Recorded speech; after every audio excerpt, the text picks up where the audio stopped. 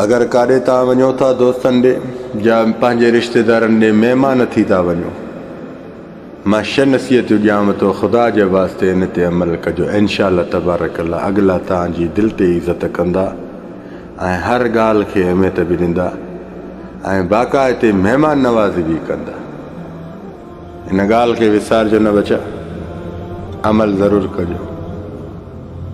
पोइ चाहे औरत हुजे चाहे मर्द हुजे, हे औरतुनि ते बि आहे मर्दनि ते, ॿिन्हिनि जो बराबरि लेक्चर आहे, ॿिन्हिनि जो बराबरि आहे। हिन में फ़र्क़ु न आहे त मर्द जी या अलॻि आहे या औरतुनि जा। नंबर 1, जाॾे वञो त हथ में का शइ खणी वञो, पंहिंजे शहर जी मशहूरु शइ जेका मशहूरु हुजे। नंबर 2, चेहरे ते मुस्कुराहट हुजे, चेहरे ते मुस्कुराहट। इहा मुस्कुराहट जेसि ताणी उन्हनि खां न थिए अलविदा न करे, पंहिंजे चेहरे सां ख़तमु न कजे। नंबर 3, जेकॾहिं ॿाहिरि कंहिंजी बि फ़ोन अचई न त उन्हनि जी आॾो उहा फ़ोन अटेंड न कजांइ। थी सघई त जा फ़ोन खे बिज़ी करे छॾिजांइ, जा ॿाहिरि वञी अटेंड कजांइ। हा। नंबर 4, ज़्यादा तौरु पाण खे ख़ामोश रखिजे, ज़्यादा तौरु पाण खे ख़ामोश रखिजांइ, जीअं ॻाल्हाइण जी अॻिला तोसां कनि त तूं ॻाल्हाइजांइ, न त ख़ामोश बहितर।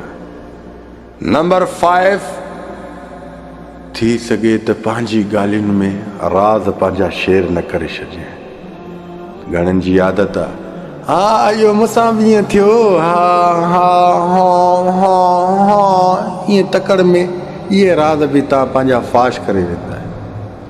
हा, इहे राज़ जेके न तकड़ा तव्हां कढी वेंदा आहियो, अॻिलनि खे तव्हां सम्झी न सघंदा आहियो। अॻिला तव्हांखे ख़ासि करे बि कंहिं कंहिं ॻाल्हियुनि में खोलींदा आहिनि।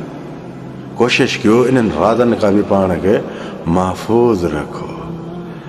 नंबर 6, जल्दी कंहिंसां फ्री न थी जाए, पोइ केर बि हुजे यादि रखिजांइ, फ्री थियण बि महिमाननि खे धिका बि ॾियाराईंदो अथई। अगरि कंहिंजी मैयत ते वञिणो आहे त 3 नसीहतुनि ते अमल ज़रूरु कजांइ, इज़त वधंदई। कंहिंजी बि मैयत हुजे, पोइ पाड़ेसिरियुनि जी हुजे, पंहिंजे नज़ीज़नि जी हुजे या दोस्तनि जी हुजे। नंबर 1 ते जनाज़े खणण वक़्तु कुल्ले कांदी ज़रूरु थीजांइ।